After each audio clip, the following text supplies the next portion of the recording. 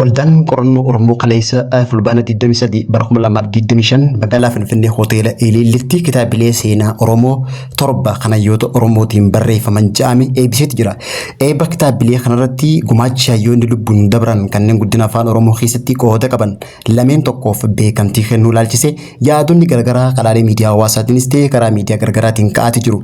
Sirna eebba kitaabilee sanarratti waldaan qorannoo Oromoo hooggantoota mootummaa naannoo Oromiyaa afeeruudhaan maatii abbaa qubee afaan Oromoo jalqabaa yookaan abbaa qubee Shaldaa Sheek Bakrii Saaphalootii fi qorannoo qubee afaan Oromoo irratti nama qooda qabu Dr. Hayilee Fiidaatiif beekamtii tokkoon isaanii maatii hayyoota kanneeniitiif maallaqa qarshii 250 hoggaa kennan pirezidaantiin mootummaa naannoo Oromiyaa obbo Shimallis Abdiisaatis maatii hayyoota kanaatiif qarshii miliyoona 5 kanneeti jira.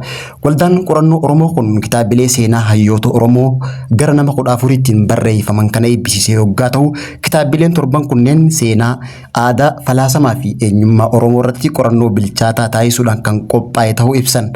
Kana malees eebba kitaabilee kanarratti haasawa kan taasise walitti qabaan boordii waldaa qorannoo Oromoo Dr. Baqqalaa Guutamaa haasawa isaa keessatti seenaan dogoggoraa Oromootii fi Oromiyaa irratti barreeffame sirreessuun seenaa dhugaa Oromoo baasuuf kitaabonni kunneen akka barreeffaman hime.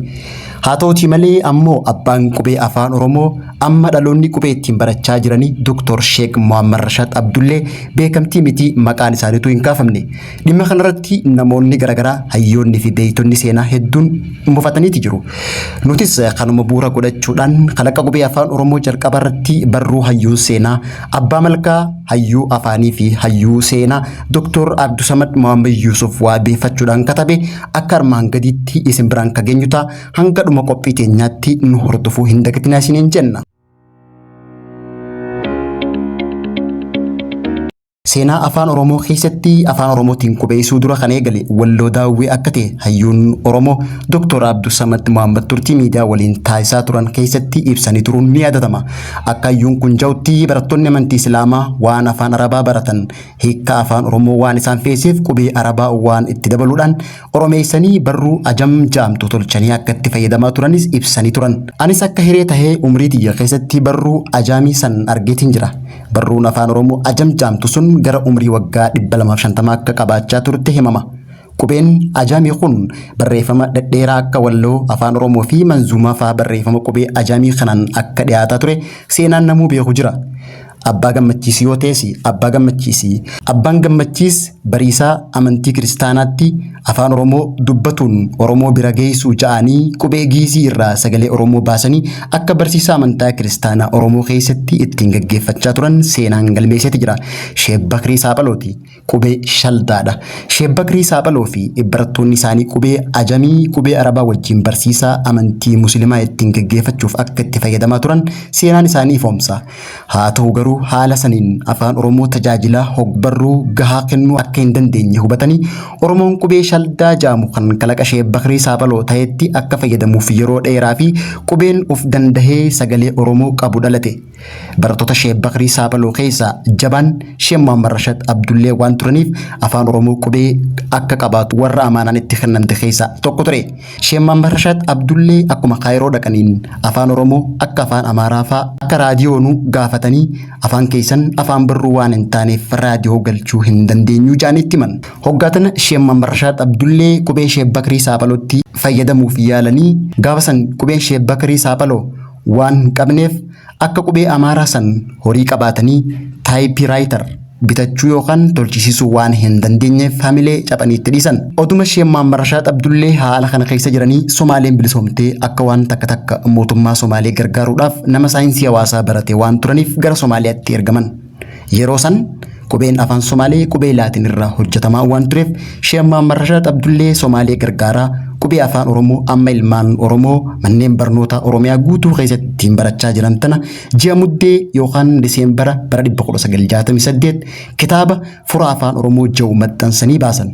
Qubeen Sheek Muhammad Rashaad Abdullee keessatti sagalee yookaan qubee xaa duraan taa qabaachaa waan tureef marii bakka bu'oota adda bilisummaa Oromoo waliin taasifameen qubee xaa jedhuun akka bakka bu'u taasifame.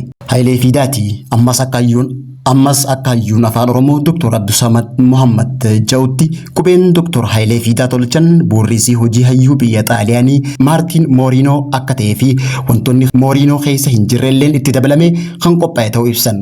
Hayyuu fi qabsaa'aan Oromoo Dr. Hayilee Fiidaa qubeen isaanii hirmaata dubbii afaan Oromoo keessa jira waan ta'eef beekuun nama hin rakkisu. Maddi qubee Muhammad Rashaad Abdullee Laatiin, maddi qubee Dr. Hayilee Fiidaa Laatiin, abbaan qubee amma manneen barnoota Oromiyaa keessatti ilmaan Oromoo ittiin baratan eenyu akka ta'eef beekuudhaaf tokko kitaaba Dr. Muhammad Rashaad Abdullee bara 1968 keessa maxxansan keessatti akkaataa qubeen itti kaayame ilaaluun ni danda'ama.